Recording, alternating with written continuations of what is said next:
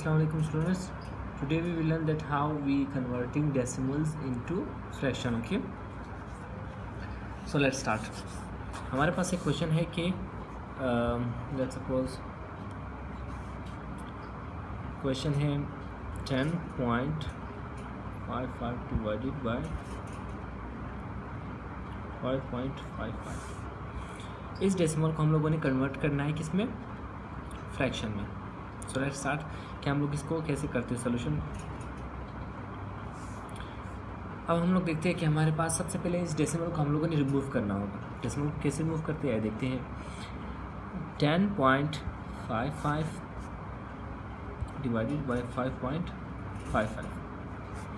अब जब डेसिमल को रिमूव करना है तो डेसिमल को रिमूव करने के लिए हम लोग क्या करते हैं, नीचे 1 लगाते हैं तो हमारे पास ये पॉइंट रिमूव हो गया. और डेसिमल के बाद कितनी वैल्यूज़ है, 2 वैल्यूज़ हैं, तो हम उसके बाद 2 0 लगा देंगे. ये डेसिमल रिमूव हो गया यहाँ से. यहाँ पर भी सेम वही मेथड लगाएंगे. ये डेसिमल है, इसको रिमूव करके नीचे 1 लगाएंगे और डेसिमल के बाद कितनी वैल्यूज़ है, 1 2 वैल्यूज़ हम लोगों ने लगा दी. नेक्स्ट टाइम में क्या होगा, अब ये डिवाइड तो हो नहीं सकते, फ्रैक्शन की फॉर्म बन गए.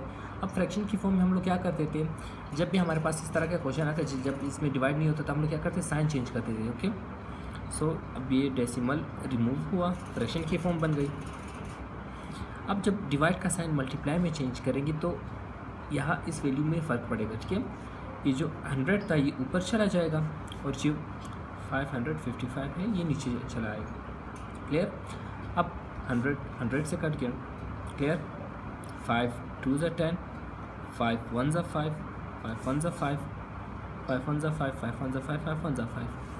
अब जब इस फ्रैक्शन में मज़ीद कटिंग नहीं हो सकती थी फिर क्या हम लोग क्या करते हैं, यहाँ पर भी 1, यहाँ पर भी 1, क्योंकि 100 1 ज़ा 100, 100 1 ज़ा 100.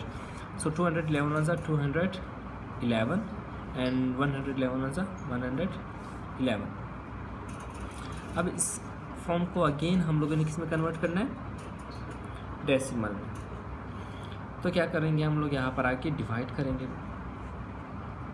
211 को अंदर रखा, 111 को बाहर रखा. अब हमें ऐसी वैल्यू चाहिए 111 की कि या तो फिक्स ये वैल्यू आ जाए या तो इससे कम आ जाए. तो 111 1 ज़ा 111 ही बनता है. माइनस करेंगे तो हमारे पास 100 बचेगा. 1 में से 1 गया 0, 1 में से 1 गया तो 0, 2 में से 1 गया तो 1. अब ये वैल्यू बड़ी हो गई और ये हमारे पास छोटी हो गई. तब क्या करेंगे, पॉइंट लगा के एक 0 बढ़ा देंगे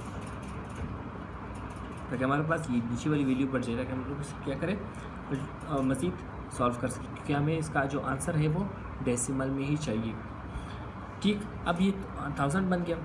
111 का टेबल कहाँ तक पढ़ेंगे हम लोग, 9 तक पढ़ेंगे. हमारे पास 999 आता है. क्लियर. अब आप लोग डायरेक्ट भी कर सकते हो कि 1000 में से 999 निकालेंगे तो 1 बचेगा, और इस तरह भी कर सकते हो कि 1 ने इसको बोर हो दिया, फिर ये 10 ने फिर इसको बोर हो दिया, फिर इस 10 ने इसको बोर हो दिया, और ये यहाँ पर 9 यहाँ पर 9 बचा. और 10 में से 9 निकालेंगे तो 1, 9 में से 9 निकालेंगे तो 0, 9 में से 9 निकालेंगे तो कुछ नहीं बचेगा. मतलब हमारे पास आंसर बनिएगा.